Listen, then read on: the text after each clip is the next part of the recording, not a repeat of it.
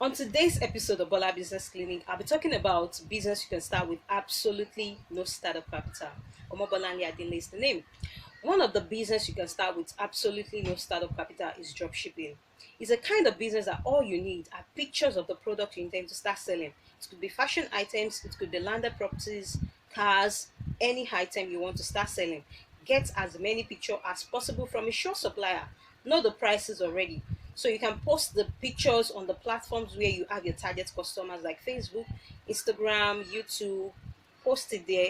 Get a sure buyer to pay for the product. Once they make payment for the product, you meet your own supplier, you take your own commission, you deliver to your clients, and business is going on smoothly like that, and you're making your whole cash like that. From that, you could actually raise your capital and start having the stocks on ground. But initially, you don't need any startup capital than the pictures. So stay tuned for the next episode of Bola Business Clinic.